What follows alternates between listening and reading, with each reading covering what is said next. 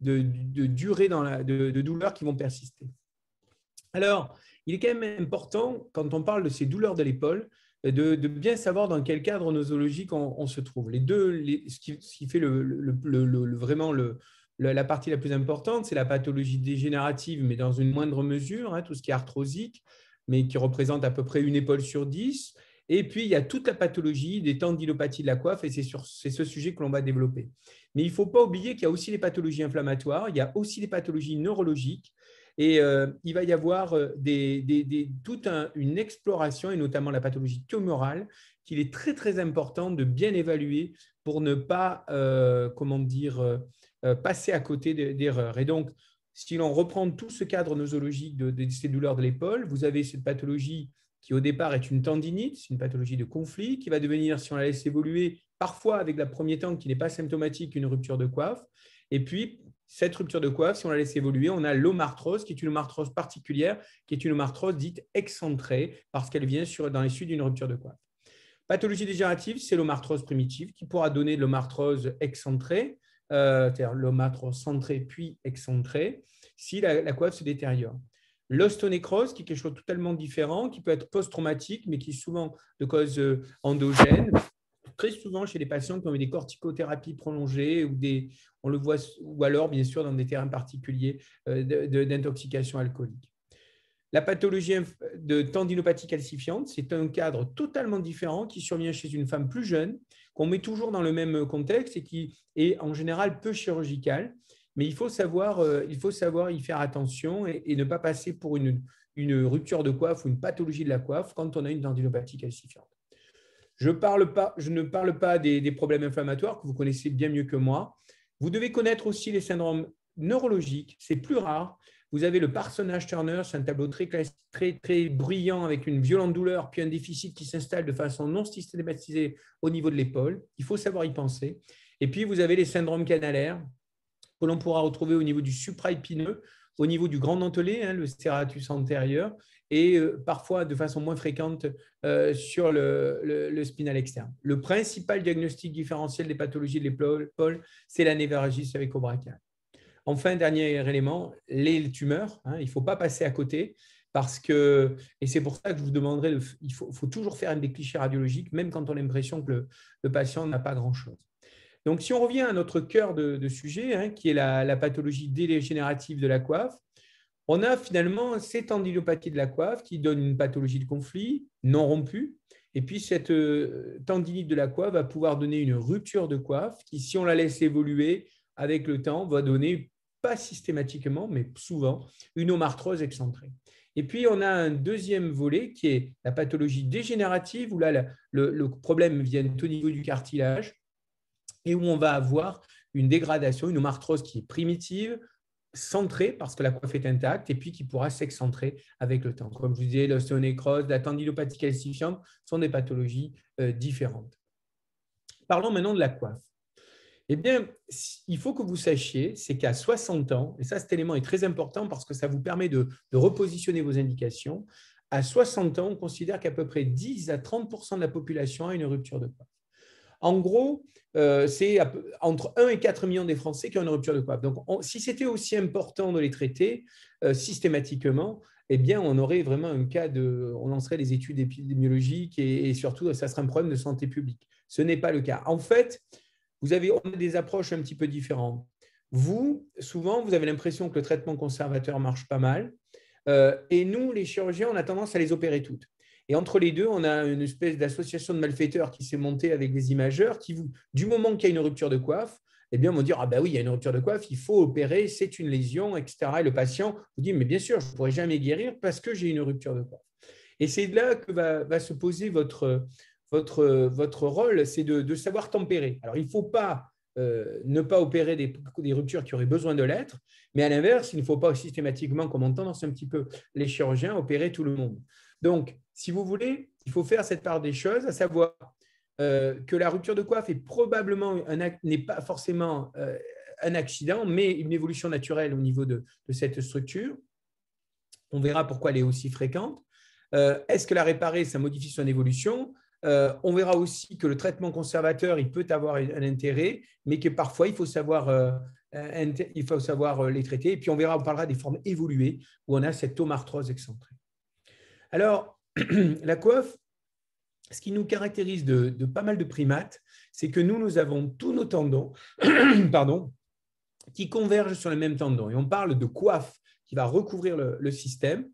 Et il va y avoir une usure particulière, car cette coiffe va venir appuyer sur le structure qui est l'acromion, et surtout va présenter des troubles trophiques et finalement s'ischémier et se nécroser avec le temps, avec l'évolution. Et donc, ça va dépendre, bien sûr, de l'âge et des facteurs, notamment, on va le voir, de facteurs vasculaires, mais aussi de la sollicitation. Il est clair qu'un façadier aura beaucoup plus de problèmes avec sa coiffe que quelqu'un de sédentaire, mais ce n'est pas systématique.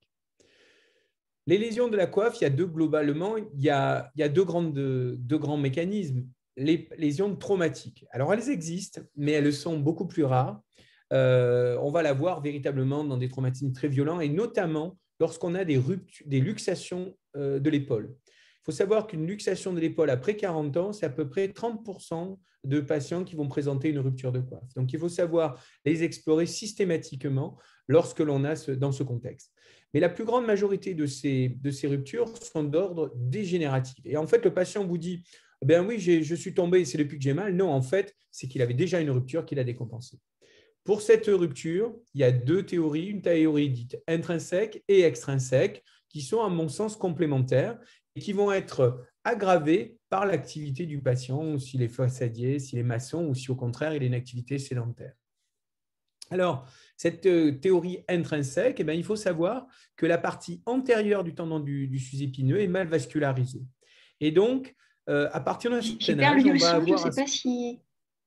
Bertrand, Vous avez tu nous plus de entends? son? Ouais, moi je vous entends. Ah oui, c'est peut-être que ma connexion à moi, j'ai rien. C'est bon? Vous avez les images, ça avance au bon rythme? Les diapos?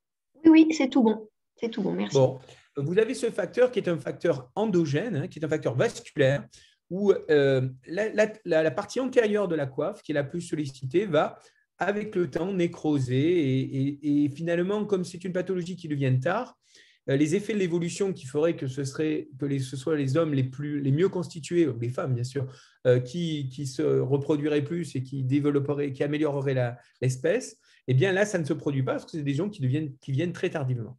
Donc, cette théorie intrinsèque, eh bien, vous avez en permanence des micro-ruptures, une réaction inflammatoire, une cicatrisation et un retour au tendon normal. Et puis, avec l'âge, la coiffe devient moins bonne, ces ruptures cicatrisent incomplètement, la coiffe devient moins performante et on a un phénomène de rupture de coiffe qui se produit.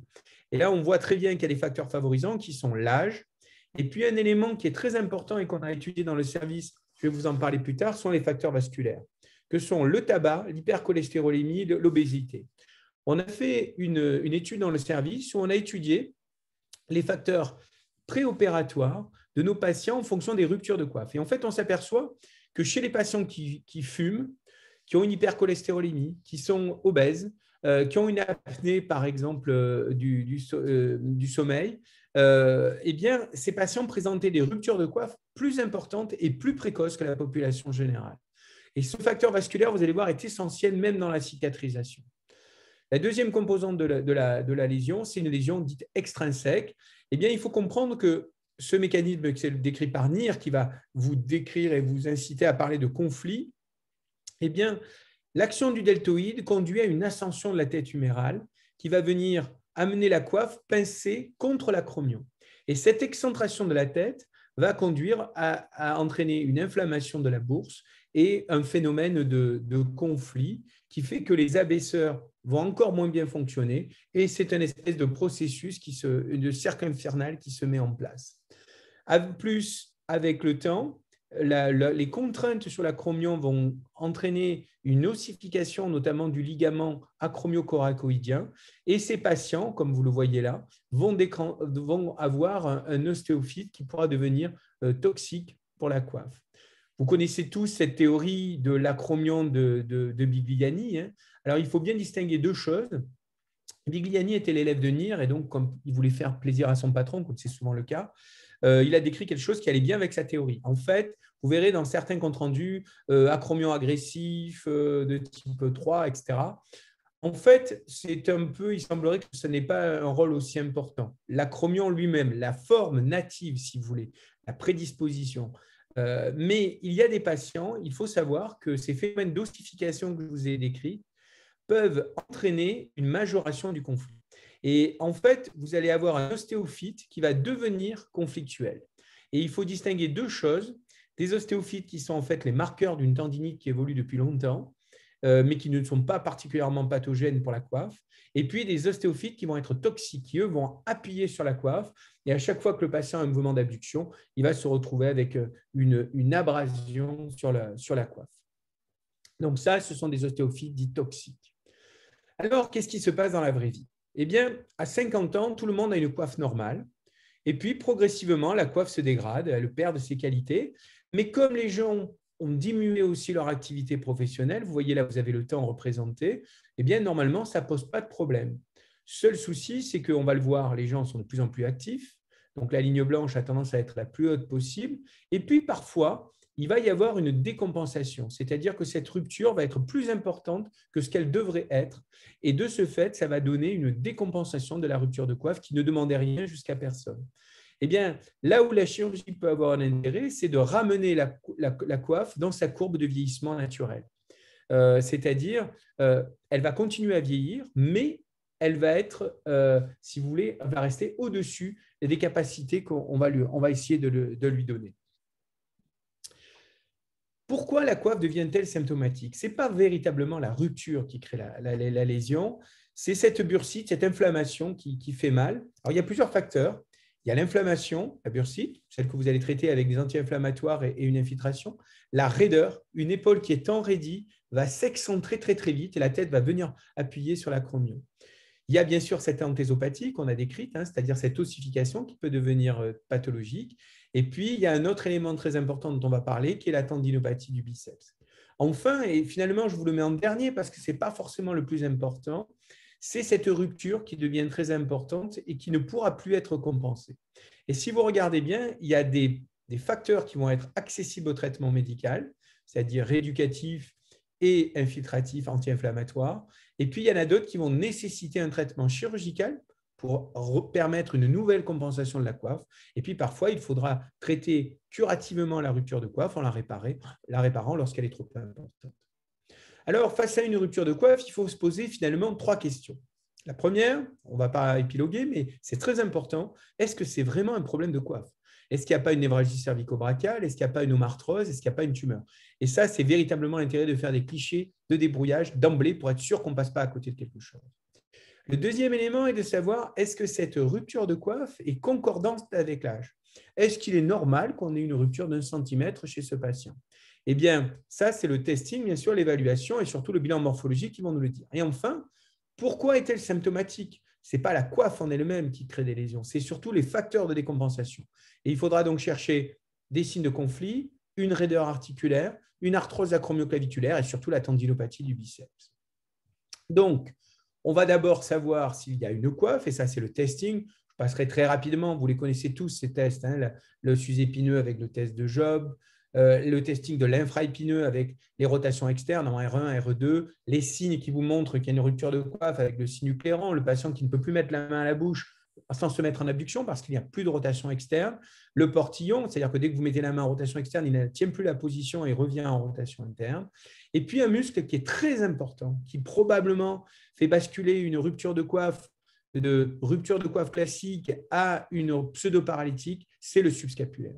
Le subscapulaire est probablement le muscle le plus important de l'épaule et on va le tester soit par le test de Gerber, mais il faut que le patient ait une bonne mobilité et pas trop de douleur. Sinon, il y a le belly press test qui permet de tester cette capacité à l'antépulsion de l'épaule en appuyant sur le ventre. Quand vous avez testé votre coiffe, vous allez rechercher les signes de conflit. Dans ces signes de conflit, eh bien, il y a bien sûr, vous le connaissez, la manœuvre de Neer. On lève le bras et le patient, à bout d'un certain degré, va vous dire « j'ai mal » parce que son épaule commence à s'excentrer. La manœuvre de Hawkins, le Yukum, Et le C-test, vous savez, c'est cet angle que forme le bras avec le thorax. Et vous voyez que le patient qui a un bon recentrage de l'épaule va pouvoir monter très, très haut, alors que le patient qui a une excentration ne pourra pas monter au-dessus de 70 degrés. Et la mesure de cet angle, comme pour le NIR, est un élément d'évaluation et de quantification de la progression du patient. Vous faites une radio et vous allez voir cette anthésopathie. Est-ce que c'est simplement un marqueur de l'inflammation chronique ou est-ce que c'est véritablement un facteur d'agression? Et puis surtout, le tendon du biceps, ce fameux tendon qui est mal foutu, ce défaut de fabrication. On dit souvent, si les patients étaient des Twingo, on aurait modifié la pièce. Et avec le temps, vous avez vu que c'est la partie antérieure du fuseau épineux qui est lésée. Eh bien, le ligament coraco-huméral qui stabilise le biceps va dégénérer très vite au niveau du rotateur intervalle, ce qui déstabilise votre tendon. Je vous l'avais montré là. Je vais vous le montrer. Vous voyez ces tendons qui sont pathologiques. Hein. Et là, c'est magique. Il suffit d'aller les couper et on règle le problème. Alors, comment être sûr qu'il y a une tendinopathie du biceps? Là, c'est difficile. On a un score qui va être publié cette semaine, qu'on a appelé le score IBIS, qui permet, comme le score ISIS pour l'instabilité, de savoir qu'au-dessus d'un certain score, on aura une bonne réponse à la ténotomie du biceps. Ce sont des patients qui vous le montrent avec le doigt. Vous voyez, docteur, j'ai mal là. Ils ont mal la nuit souvent. Vous allez recréer la douleur à la pression du biceps dans sa gouttière. Différentes manœuvres existent, hein, le test de speed, mais aucun n'est véritablement pathognomonique. Souvent, ces patients ont des douleurs nocturnes, je vous l'ai dit, mais surtout sont très améliorés par les infiltrations intra-articulaires. C'est souvent un bon test thérapeutique. Alors, vous voyez chez ce patient, vous allez voir, donc là, on le voit sur le scanner, on n'a jamais d'image très précise. Vous allez voir ce que ça donne en réalité. Voilà, vous êtes la rupture de coiffe est là, vous avez la tête humérale, vous voyez le biceps qui est complètement luxé là en avant, qu'on a vu partir. Vous voyez, il est subluxé sur cette vidéo. Je vais vous en envoyer. Là, on a un biceps qu'on va réséquer. Une autre forme de tendinopathie du biceps, c'est le biceps hypertonique, c'est le syndrome du sablier. C'est un patient qui a mal, mais qui a une perte d'élévation antérieure parce que son biceps coulisse mal. Je vous montre un cas. Vous voyez, là, le biceps est très gros, on le voit sur l'arthroscanner. Et en opératoire, on va le voir. Voilà. Vous voyez, c'est un biceps qui est augmenté de volume et qui n'arrive pas à rentrer dans la gouttière. Et lorsqu'on demande au patient de lever le bras, le biceps coince, fait un essai. On a une espèce d'arrêt dur qui fait que le patient n'arrive pas à avoir une élévation antérieure suffisante. Alors, ce biceps, c'est magique. Hein. Je dois vous avouer que pratiquement de façon quasi systématique, lorsqu'on a un patient de plus d'un certain âge qui a une douleur de l'épaule, on va ténotomiser le biceps en le ténonisant ou pas en fonction de son âge. Car c'est vrai, s'il a pas mal maintenant, il aura mal plus tard. Alors, quand vous avez une rupture de coiffe, c'est le dernier élément, eh bien, la question à se poser, c'est faut-il l'opérer? Faut-il la réinsérer? Il y a 3 questions à se poser. La première, c'est est-ce que la lésion est concordante avec l'âge? Et je vais vous donner un repère pour ça. Est-ce qu'elle est compensée ou pas? Parce qu'une rupture de coiffe qui est compensée, il n'y a pas forcément de raison d'aller lui proposer un geste chirurgical. Et si vous devez l'opérer, est-ce qu'elle va cicatriser? Parce que vous avez des ruptures de coiffe que vous réparez qui ne cicatriseront pas. Alors, si j'avais une chose à retenir aujourd'hui, c'est ça. Globalement, vous devez savoir qu'avant 50 ans, on doit toujours avoir une coiffe intacte. C'est-à-dire que toute lésion avant 50 ans il faut être très agressif. C'est embêtant quand les gens sont asymptomatiques, mais il faut être très agressif. Jusqu'à 60 ans, on peut tolérer jusqu'à 10 mm. Si le patient a une rupture de 10 mm et qu'il va bien, qu'il n'est pas douloureux, que la coiffe est compensée, il n'y a pas de raison de l'opérer. Et on va aller être un peu plus tolérant entre 60 et 70 ans, en tolérant 20 mm. Mais il faut être quand même prudent. Et après 70 ans, ce n'est plus le problème parce qu'on sait que la coiffe cicatrise moins bien. Mais vous allez voir que ça, c'est une notion qu'il faudra peut-être revoir un tout petit peu. On va rechercher, bien sûr, les facteurs de décompensation, c'est-à-dire pourquoi ces patients ont mal au niveau de cette coiffe. Et ce qu'on appelle la décompensation, c'est quelqu'un qui a une perte de mobilité et qui a des douleurs. Et donc là, c'est les facteurs, c'est une rupture qui s'est installée rapidement, qui ne pourra pas être compensée. C'est un patient qui va avoir un niveau d'activité très important. Et puis, c'est tous les éléments tels que la tendinopathie du biceps, le conflit, l'arthrose acromio-claviculaire. L'imagerie fondamentale, je crois qu'il faut être prudent quand même. Ne partez pas trop vite sur des explorations trop précises, que ce soit l'échographie ou l'arthroscanner. Parce que si votre patient a une rupture de coiffe, vous allez avoir énormément de mal à le faire cicatriser, à le faire compenser. Ce qui va vous dire, mais j'ai une rupture de coiffe, il faut m'opérer. Alors, c'est sûr que pour nous, chirurgiens, ça nous arrange bien, mais ce n'est pas forcément toujours la solution. Et donc, il faut aller à l'imagerie quand véritablement on a un sujet jeune où on sait que la réparation va être très importante ou parce qu'on ne s'en sort pas chez quelqu'un d'un peu plus mûr. Mais envisager un arthroscanner ou une IRM a fortiori de but en blanc, c'est à mon avis dangereux. Alors, vous voyez qu'on a des classifications selon l'étendue dans le plan sagittal. La plus intéressante, c'est la rétraction. Savoir si on a une rétraction à la glène, ça c'est un facteur pronostic. En général, les rétractions à la glène sont plus difficiles à réinsérer, mais il faut y faire attention dans un contexte traumatique, on arrivera à les réinsérer. Et puis, il y a un élément très important qui est la classification de Bernageau et Gouttalier qui évalue l'atrophie musculaire, l'involution graisseuse. Stade 1, vous n'avez pratiquement pas de gras. Stade 2, il y a autant de gras que de muscles. Stade 3, il y a plus de muscles plus de gras que de muscles. Et stade 4, il n'y a plus du tout de muscles. Et ça, c'est très important parce qu'à partir du stade 3, eh ben, la chirurgie, théoriquement, va donner de moins bons résultats et risque d'être même contre-indiquée. Et tout cela sera lié avec l'âge. On utilise souvent la coupe en Y qui vous traduit le remplissage par le suisse épineux.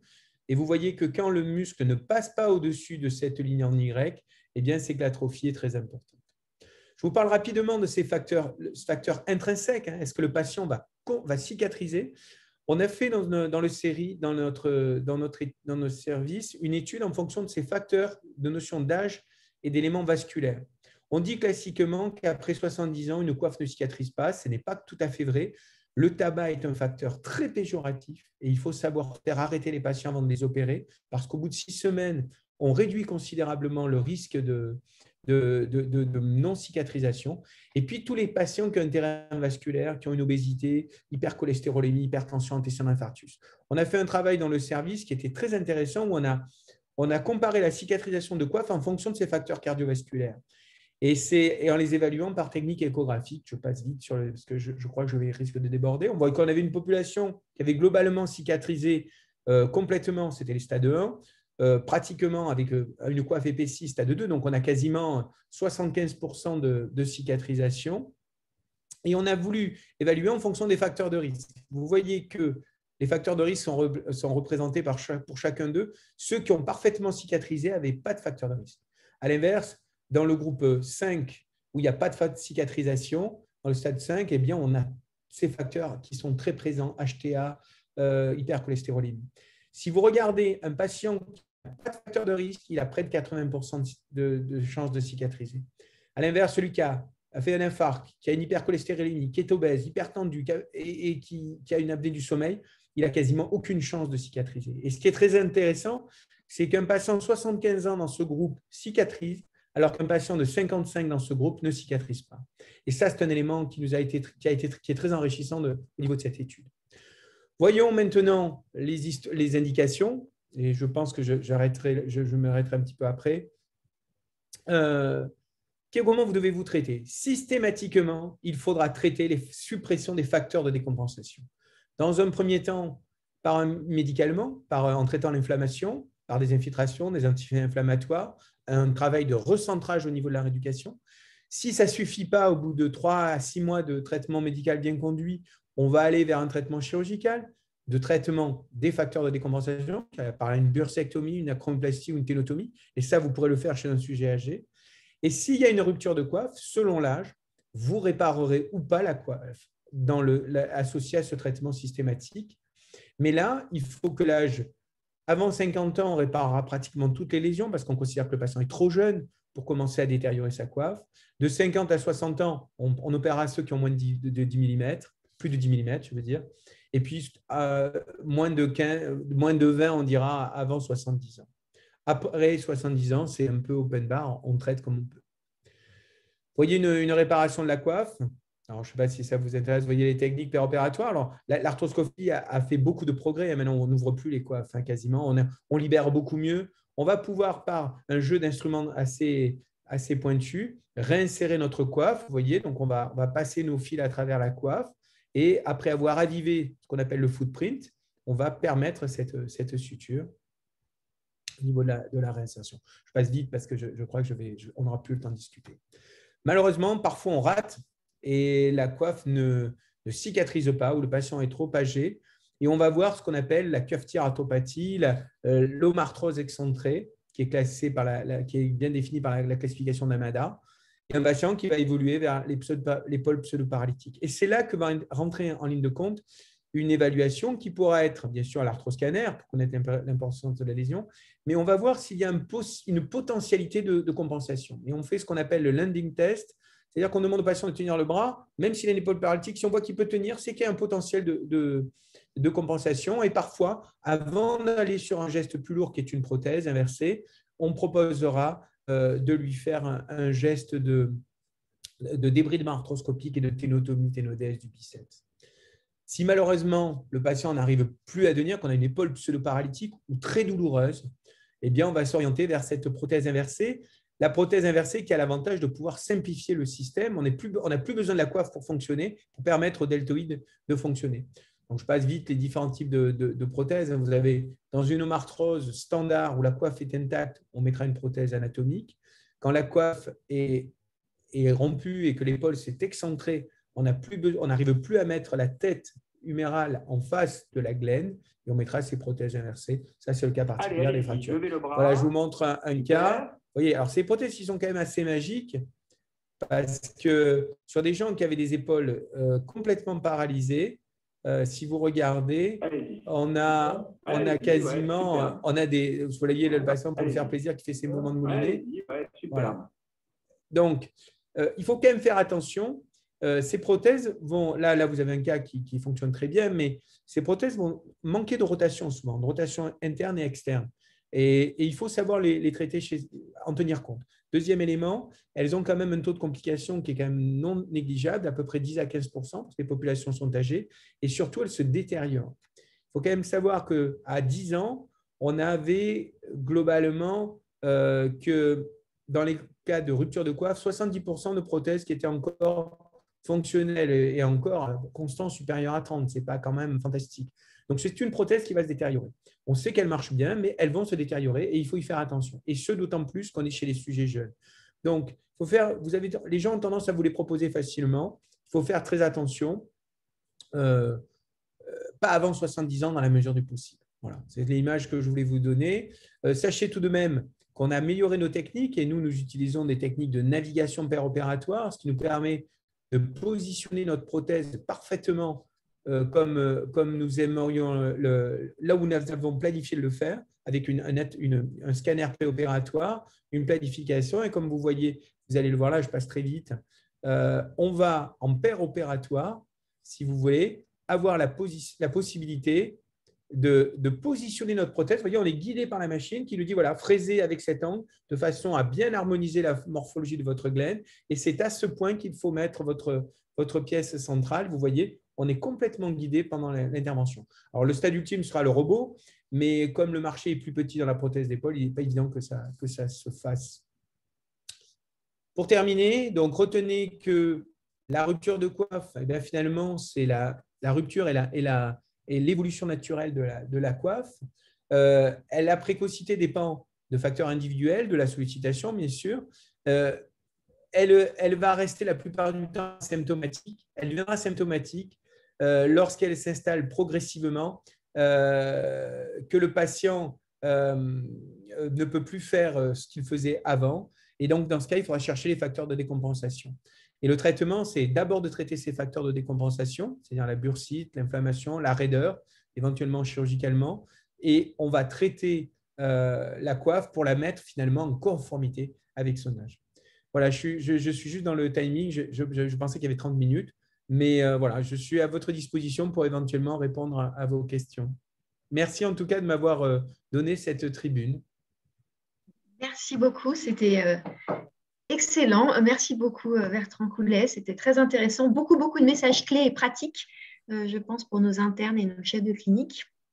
Et c'est très bien pour le timing, tu as été très bien. Bon, super. Alors, je vais peut-être commencer par les questions qui sont… Alors, Margot demande, qu'entendez-vous par une rupture complète mais inférieure à 20 mm, transfixiante mais avec faible rétraction? Voilà, alors, ce qu'on va appeler 20 mm, si tu veux, globalement, alors, on va prendre le grand axe de la rupture. Tu peux avoir 20 mm dans le plan sagittal, ça veut dire que c'est une rupture qui va toucher quasiment tout le sus épineux ou quelque chose qui va aller un petit peu plus loin. Moi, j'ai une image à donner aux patients. Vous avez un pantalon, vous avez un pantalon, il y a un petit trou qui apparaît. Si vous l'avez acheté il n'y a pas longtemps, qu'il est neuf et que vous comptiez le mettre encore pas mal de temps, eh ben, il va falloir il faut le réparer si vous voulez. Si par contre, c'est un vieux pantalon, ben, vous allez attendre un petit peu et surtout la capacité du tissu avoisinant pour le réparer. C'est ça qui est important.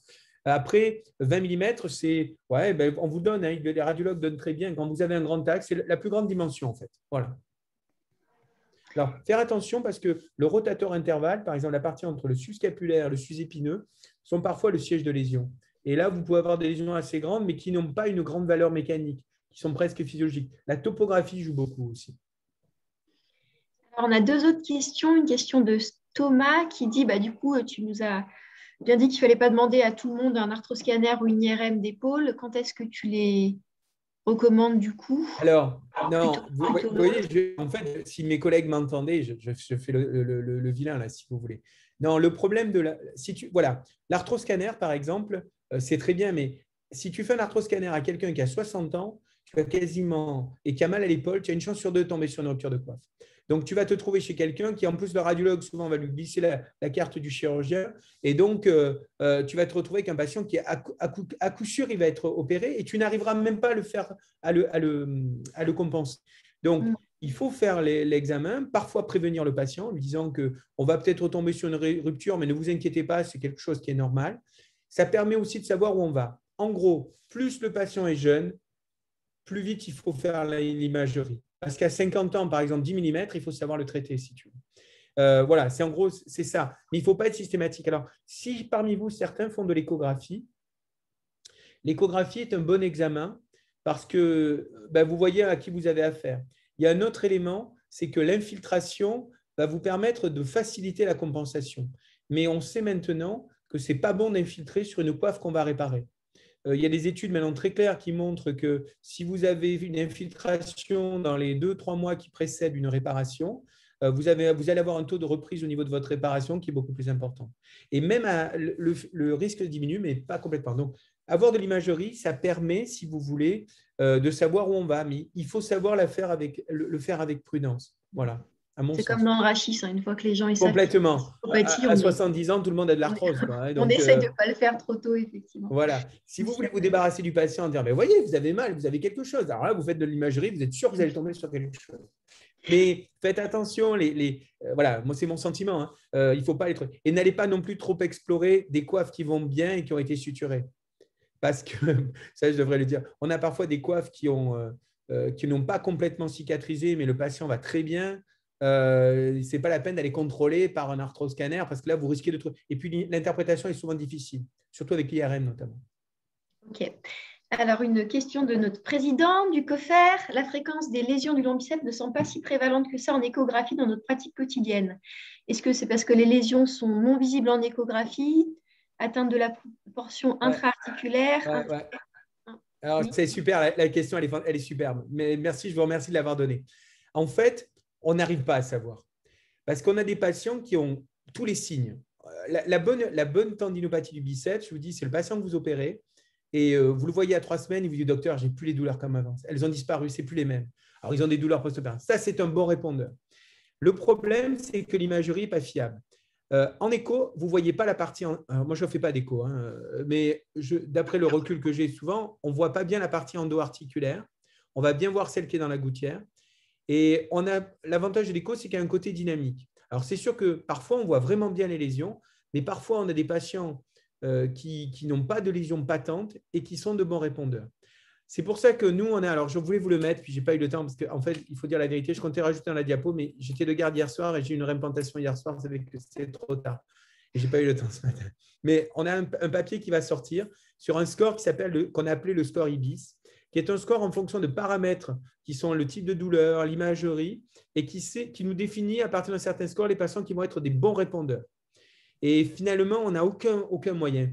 Mais globalement, moi, quand j'ai un patient qui est un peu âgé, et qui a des douleurs sur la gouttière du biceps à la pression, qui a mal la nuit, qui a bien répondu à une infiltration intra-articulaire, et puis après, il s'est mis à nouveau à avoir mal, pour moi, c'est des critères de tendinopathie du biceps. Et donc, si on ne s'en sort pas, aller couper le biceps, c'est globalement une bonne étude. Mais je comprends tout à fait votre remarque. On n'a pas de signe radiologique. Et parfois, vous dites au gars, écoutez, vous avez une tendinopathie du biceps, je vais vous opérer. On va quand même faire une imagerie. Et là, le radiologue, alors que d'habitude, il vous dit qu'il y a toujours des lésions, là, il dit non, il n'y a rien. Ah, c'est pas possible. Et c'est vrai qu'on est embêté. On est embêté, alors qu'on sait que c'est un patient qui va être un bon répondant. Ok, très bien. Et donc là, tes patients, tu leur dis, tu les fais arrêter de fumer pendant au moins 6 semaines, tu attends au moins 3 mois après l'infiltration avant de les opérer, c'est ça Ah ouais. la Tu sais recommandation? ça, c'est les plasticiens qui l'ont démontré. Tu sais que les plasticiens qui ont une obligation de résultat, si le patient a de la nicotine ou dans les urines la veille de l'opération, ils n'opèrent pas. Et nous, on le voit, les gens qui fument, on a des problèmes de cicatrisation qui sont énormes. Et sur les coiffes, c'est catastrophique. Mais ce qui est intéressant, il faut que vous sachiez, c'est qu'en orthopédie, le tabac majore les complications d'à peu près 30%. Donc, quand vous avez un patient que vous programmez pour dans 6 semaines, eh bien, il faut savoir le faire arrêter. Ce n'est pas toujours évident, mais il faut savoir le faire arrêter. Ouais, c'est fondamental. Dans la cicatrisation, c'est fondamental. Pas dans la décompensation, mais dans la cicatrisation, ouais, c'est fondamental. Ok, super. Bon, il y aura encore plein d'autres questions, je pense. Je regarde s'il y en a de… je vais lancer le petit sondage. En attendant, hop. Si vous voulez, je pourrais vous passer le PowerPoint, mais je pense que vous le… Oui, on va le mettre en ligne si tu l'envoies à Roselyne sur le retour de mail. Je vous l'enverrai. Je l'enverrai. Je crois même que je dois l'avoir sonorisé, donc je pourrais vous l'envoyer sonorisé si vous voulez. Normalement, on a enregistré cette session. Oh là, alors il faut que je fasse on aura le son aussi. Bon, super, un grand merci, Bertrand. Je vous remercie, c'est très intéressant d'avoir… Alors, j'ai qu'un regret, c'est avec toi déjà, c'est suffisant, mais de ne pas avoir le visuel, c'est très dur, c'est d'une frustration terrible. Vivement qu'on puisse revenir à des réunions, tous ensemble, les yeux dans les yeux. Quoi. Voilà. Bon. Claire, en tout bien, tout honneur, bien sûr. Oui. Bon, je vous laisse. Écoutez, merci encore. Merci. Et je me tiens à vos dispositions si vous avez d'autres sujets que vous voulez qu'on aborde, notamment sur les problèmes d'épaule. Merci beaucoup, Bertrand. Au revoir. Bonne continuation de journée. Au revoir. Au revoir et merci à tous. Et donc, on se retrouve la semaine prochaine pour savoir prescrire des anti-inflammatoires. Est-ce qu'on fait ça suffisamment bien? Donc, c'est le professeur Taofam qui nous donnera tous ces trucs et astuces. Merci à tous. Au revoir.